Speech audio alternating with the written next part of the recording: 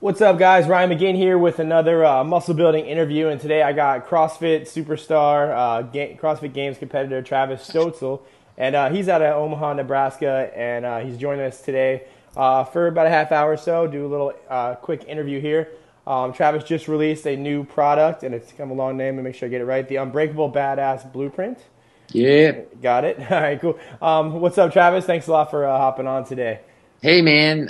Thanks for having me. Thanks for asking me to be on the line. I always love doing these calls and sharing information and Good stuff, doing the man. thing, man. So thanks. No problem. So I hate asking the same atypical "what's your story" question, but I know you personally. You train athletes. You have a gym in Nebraska. So how's that going? And kind of how did you get into just wanting to have your own gym? Well, first off, to go back to your quick intro, I'm not a games athlete yet. That's my overall goal, is to get to the actual CrossFit Games. I've made it to regionals. I've done good in the regionals, but I got to get that top 3 and make it to the games. So, but back to your current question, how did I get started? Grew up as an athlete. Started training very early. I was fortunate enough. My dad got me into training real early, body weight training, because I was involved in wrestling at a real young age, and so that just kind of got me into training, and I just loved it. Trained all through high school, went to college, played football and baseball, and tried to make it to the next level with football. So that's when I really started to pick up a lot of new things in college, as far as training goes, because I wanted to get myself to the next level. So I was studying people like Joe DeFranco and Martin Rooney and different coaches like that, and I just picked up as many pieces of training material as I can get. I got stacks of old VHS tapes. Can't even play those things anymore, but DVDs, magazines, if it came out, I got it. And that really got me in tune with training.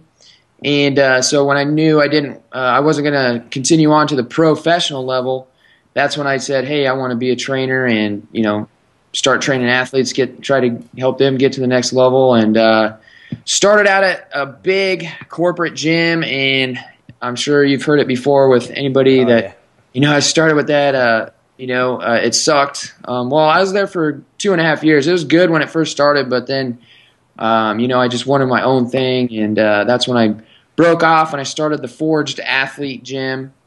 And we've been going strong for over 3 years now and built up a good community. And we just train, young athletes up to old athletes, ex-athletes, non-athletes, basically people that just want to come in and kick ass. That's our major requirement, is that you got to come in and be willing to work hard and just commit and, have fun with training and live the lifestyle. That's really what we promote, is, training hard in and out of the gym and, treating your body right, eating right, different things like that. So that's where we're kind of at right now. Just did a big deal that I was pretty excited about with the military, where every Tuesday, Thursday, we have the Marines come in. So we have 40 of these Marines. Well, they're not Marines yet. They're called poolies, and so they're kids, fresh out of high school or whatever, that have enlisted into the military. And something that just it just pisses me off when they come in there, because you got 18, 19-year-old kids that want to be Marines. They want to be serious ass kickers, but yet they can't freaking do pull-ups. They can't do push-ups right. Oh, man. And, that's part of my mission, is just to get people strong as hell. And so particularly for them, when they actually go to real boot camp, they're ready to freaking kick ass, and they're not going to freaking quit like a lot of those kids do, So it's funny. That's what's going on with me right now, man. It's funny you mention that. I was actually watching. I was up late the other night watching TV, and there was this show. It was Man versus Boy Scout. Oh yeah, and I was hooked in. I watched 3 episodes, but it was these younger Boy Scouts. I mean, they were lean, you could tell they you could live outdoors, were little savages with bow and arrows and stuff. They were badass. And they had these older guys, and it's kind of the opposite spectrum of what you just said. These old guys, they just show up on this TV show and they're trying to compete against these Boy Scouts, in like their games, like which is like all activities like rowing, rappelling, like.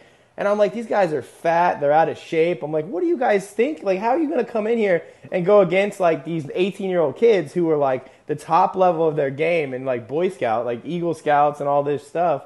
And, like, they're just fat, like, slobs. I'm like, how are you going to come in there and do that? And it's the same thing what you said. Like, people go through high school and they're just, like, little, like, kind of chubby kids. They sign up for the military, and then it's, like, they can't do a push-up or one pull-up. And then it's, like, even to graduate, you have to do, like, 20 or something, I think, isn't it? Like, you have to do, like, 20. Yeah, I'm not sure what the minimums are. All I know is we get them to the point where they can crank out pull-ups. That's all we need. That's good. You know, because when they come in there and they can't even do one, I mean, they're in trouble. So that's funny.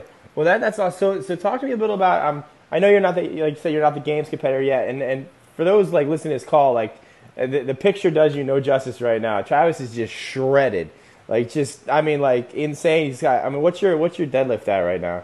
I mean, I know you're strong as hell too. I haven't checked for a while. I've been doing a lot of like speed work lately, but last time I did it was about 550. That's insane. And you're how tall? You're a little shorter. How tall are you? Oh man, I'm way short. I'm like 5'7". I didn't want to know how. So I should have a heavy deadlift, man. That's awesome. So I mean, for those listening, I mean a 550 deadlift. Like I'm 6'2" and weigh 225, and I can deadlift 505, and he's got a bigger deadlift than I do, and I'm like, man, I'm pretty good at the deadlift. But so tell me about the CrossFit. I know your programs and how you train differs from the CrossFit philosophy, but what I mean, you kind of just delved into the CrossFit thing. Like, did you really? Yep. You didn't really. You just kind of were training how you normally train and just kind of hopped into the game. So what's like changed in your philosophy since then, since like becoming a games competitor and trying to get to that level? Well, I'll kind of tell you about my evolution of training, I guess. Obviously I was always training like an athlete. Through college and doing that specific kind of just strength and conditioning training, real basic stuff. And then when I left there, I got more into kind of the I went through a stint where I was kind of lost with my training because I was done with competing and athletics, and so people got me pushed into doing bodybuilding. So I did a bodybuilding show, and awesome. I did pretty well. I got first in my division, but I ended up losing the overall. And I was actually going to compete in another show to go for my pro card. And that type of training, it just wasn't for me. It just the steady bodybuilding. And I was going to have to, like, my legs aren't the biggest in the world. But I hated that type of training. So after that, I just kind of changed my training up. That's when I started getting more of the hardcore, unconventional type stuff, with sandbags and kettlebells. And so for a while there, I was kind of staying away from the heavier weight training with like barbells and stuff, and just doing a lot of sandbag, kettlebell, body weight specific stuff, and just blending stuff together. And then when the CrossFit Open came around, it was 2 years ago, when they had the Open where anybody can do it. You didn't have to go to like an affiliate. Mm-hmm. You can just film your workout, send it in, and enter the Open. So I was like, well, hell, I'm at a freaking elite level of fitness. I can do this. And so it was an eye-opener because a lot of the things that CrossFit does, the high rep, Olympic lifting, just high volume work in general, and it's just all, very, very very random, so you really have to be kind of ready for everything. My conditioning was okay, my strength was great, but like the high volume work, that's where I was slacking. And so a couple years ago when I first did the Open, I did okay, went to the regionals, got 8th place that year, and that's when I was like, all right, I'm going to get serious about this stuff. And so the next year, that's really when I started following more of like a CrossFit style of training. Mm-hmm. Started doing more Olympic lifting more often, but for a while I was following just pretty much just CrossFit workouts. So it was very, very random. There was no programming because I saw the guys at the top and I was like, all right, they're doing CrossFit. But at the time I didn't realize, they're not actually doing. It's funny, they're competing in CrossFit, but they're not doing CrossFit, so to speak. We'll get into more of this in a second, but it's not randomized. There's still got to be some structure to it. And so for a while there is just real kind of chaotic, so to speak. It was like my deadlift went way down, my squat went way down. I was well conditioned, but I couldn't handle moderate weights for high reps, and that was my big weakness. And so that's kind of what I did is I went back to the drawing board and I looked at what my goals were. And when you compete in CrossFit, you just got to be solid across the board. Main thing is you got to be strong as shit. Bottom line, I mean, you just got to be strong as shit. If you're not strong for your body weight, and if you can't handle moderate loads for high reps, then you're going to be in trouble. So I've just tried to round myself out, across the board. What do you think to be like a competitor in that? Like, what is like a kind of a benchmark thing that most people would need to even like, let's just say get above to the regional level? Like, what do you think people need to, like, what's a benchmark like level of like strength and conditioning that people need to have to even compete like that? It's hard to say. I mean, you should be able to handle higher rep sets, like 5 to 15 of like a heavy hang clean. You need to be efficient with your Olympic lifts, so to speak. Anymore, a lot of the top guys they're becoming very efficient with Olympic lifting and doing it with high reps, and that was one of the things that I was lacking because I was always brought up, with Olympic lifting, it's all about quality, low reps. So I was never doing sets of over 3 with like Olympic lifting forever growing up. And then you got these freaking workouts where you got to do 21 hang cleans. Or, for instance, last year you had to do 30 hang cleans at 225. Oh, wow. And that just freaking killed me. So, like I said, I went back to the drawing board, and it's not necessarily getting good at doing 30 reps of 225, it's getting better at that lift, just honing in on your technique and, blending strength and power and speed all together, and you just got to train it. You can't get that through randomized programming, so to speak. So that's kind of what I've done over time is just focusing on that. And that's kind of what's brought you to, the program that you just released yesterday was like the Ultimate Badass Blueprint. Is like kind of your blend of like more periodized CrossFit, I guess you could say. Yep. Basically, that's cool. What so like explain to me like how does this work? I mean, I know a lot of people on my list, and like myself right now, like I'm back. I've gone full circle. Like I started bodybuilding. Now I'm like, then I got into the unconventional stuff for a couple years, and I got into the whole strongman thing when I was competing, with Elliot and things like that. Now I'm back to like I'm all aesthetic, so like I just want to look pretty right now.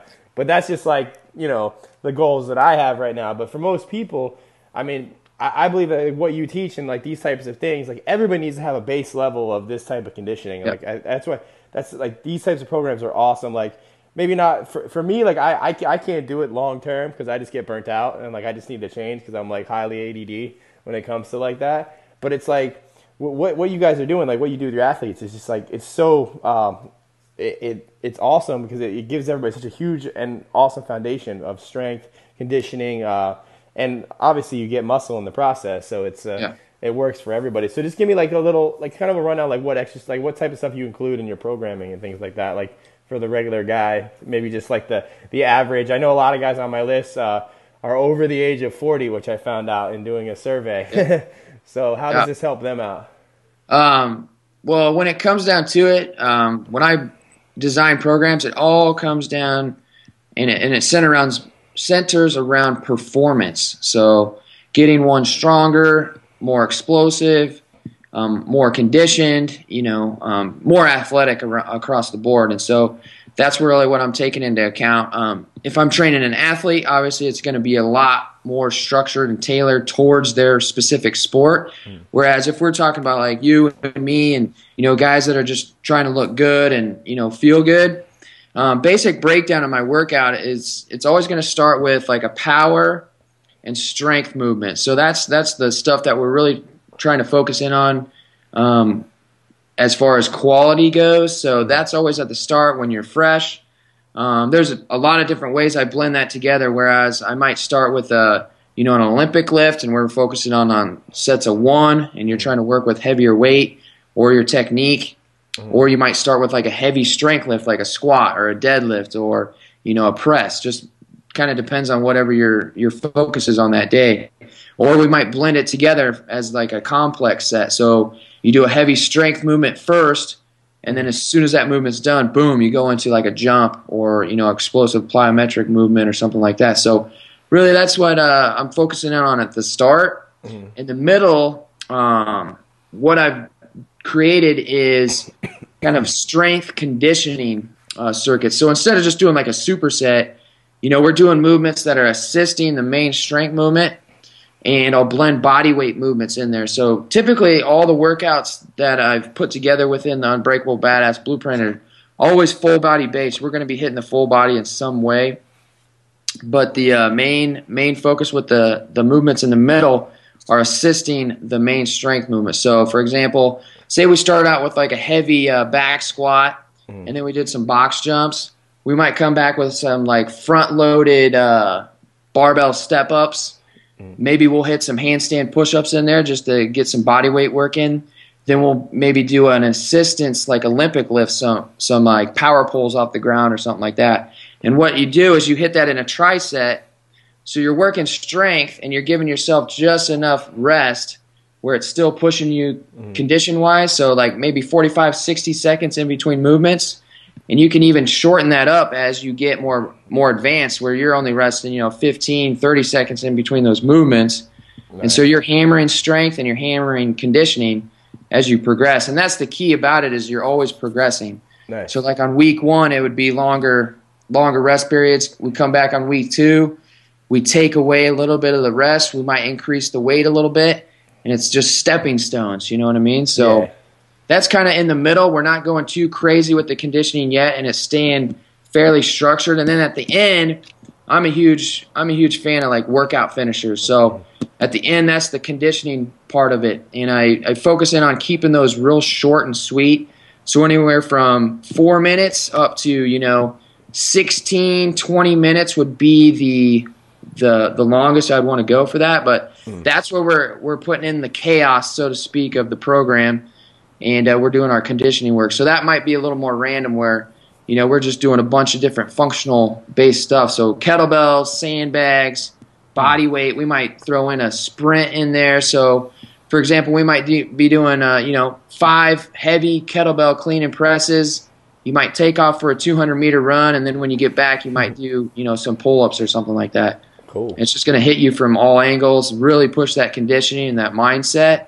And that kind of just rounds out the session there. So that's kind of a breakdown of what we're doing. And you touched there on mindset. That's one of the things. It's huge with this type of training. And even, I even said yesterday, like just from my, I guess, upbringing in this type of training and like strongman and the mindset shifts that you go through while you're training like this, and like when you continue to train like this for a long period of time, it totally affects other aspects of your life. And I actually spoke about business last night to a meetup group, and it was like 40 people. But I was like, somebody asked me a question. I was like, if it weren't for working out, I wouldn't even be able to stand up here and talk to you guys like this. Exactly. Like, I'd just be a little shy, a little frumpy kid sitting in the corner, So it's like, that's like a total spectrum of like just the mental, like when you do stuff like this and these type of workouts, and it affects other areas of your life, not just, you're going to lose fat, you're going to get muscle, you're going to lift more weight, but it's like, the effect it has on people just changes them. And that's what fascinates me most about like transformations and things like that. It's kind of went off tangent. Yeah, that's a huge point. I'm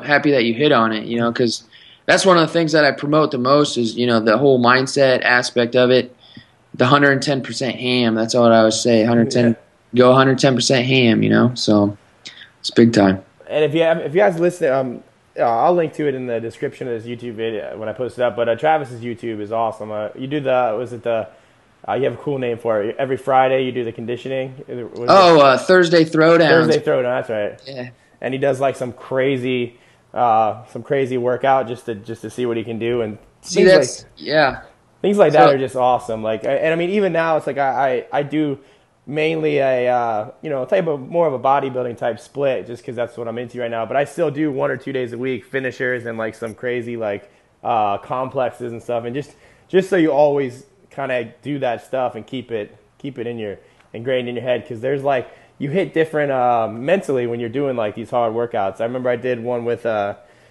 was in San Diego a couple weeks ago, and I was trained with AJ, and AJ Roberts is competing for CrossFit right now. Yeah. And like I've done nothing but bodybuilding for the last like probably 4 or 5 months. Mm-hmm. And we get up there, and he's like, "Let's just do we're gonna do a complex." It was like 185 pounds. It was 3 cleans, three split jerks, and 3 bent rows, like 5 rounds, and like as fast as you could do it. Yeah. And I was trying to beat AJ, so I'm like ripping my hands open. I'm like, he's not gonna beat me. I got this. But it was like, it was cool because it's like, man, I it makes you miss that. I'm like, oh, yeah. Now I got to add it like a conditioning day every week just so I can make sure I do this every week. So that's cool, man. So tell me, so the program, it's called the Ultimate Badass Blueprint. You just kind of went into what it is. It's on sale until Friday night at midnight? Yes. Awesome. Unless, I'm not a tech guy, so yeah, unless it carries somewhere, I don't know. What and is there any special bonuses? I mean, besides the main program, what do they get with the product? Man, they're getting a lot of stuff. They're getting, there's 2 main components to the training program. So alpha phase, which is the first 6 weeks, the 6-week cycle, and then they're getting phase omega, which is the 2nd week cycle. And like I said, everything is progressive in nature, so it's going to get hard each week. And so those are the main components to it. They're going to get a high-performance nutrition manual, high-performance supplement manual. I always get asked about supplements, and when you're training for high performance and trying to get better in that way, I do supplement with different supplements. So I kind of lay out exactly what I do as far as that goes. There are 2 fast action bonuses that I just added today. That will be going on until the end of the week. The first one is the 28-day body weight preparation manual. So this could be used as a program on its own. It's just all body weight. It's designed to get people prepared, so to speak, for the rigors of the training that's to come in the main manual. So if somebody's kind of feeling unconditioned or not quite up to that level yet, they can go through that 4-week body weight prep manual, and it'll set them up pretty good conditioning and strength-wise. How long does that last, the body weight prep? It's 4 weeks. 4 weeks? Okay. Yep, 28 days. And then in addition to that, the other fast action motion, I really like this one. I put it together because I always get asked the question, how to build like your own garage gym, because these types of workouts, not every Globo gym out there is going to accept them, because you might be dropping weights and stuff like that, and that's how you're supposed to train. Yeah. I was gonna ask you that if there's substitutions kind of for people that are in the commercial gym, garage gym setting. Yep, there's substitutions for that type of stuff, but honestly, I mean, it's going to limit you to a point. I mean, if you're always training stuck in a Globo gym, I mean, it's just the atmosphere, and it puts you. And like we hit on the mindset, it just changes your whole dynamic in that regard. So people will get a blueprint on how to build their own badass garage gym, and so that's another add-on to the program. But other than that, that's what they get, man. It's a full system. So awesome, man. Well, for those listening, there should be a link that just has been sitting at the bottom of this video that you can click to check out Travis' program. If not, it'll be in the description. Scoop it up. It's what was it? It was $29 before Friday night. $27. $27 till Friday night, and it's a total of like 12 weeks or a 12-week program. 12 weeks total. There's a week in between, which people will find out once they read the main training manual why we do this. But it's like a restoration week, a deload week. Okay. Because these training the program gets pretty intense, and so we take a week to let the body recover, and then you hit it hard again for 6 weeks, and by then, you'll be a badass. Cool. That's what it does, so. All right. Well, for those listening, check out the links below if you're interested in this, and if you're watching this interview after Friday, I believe the 15th is what this Friday is coming up. You missed out on the discount, but you're still going to get a kick-ass program if you decide to buy it anyway. So check it out, and I appreciate everybody listening on this call, and I'll talk to you guys later.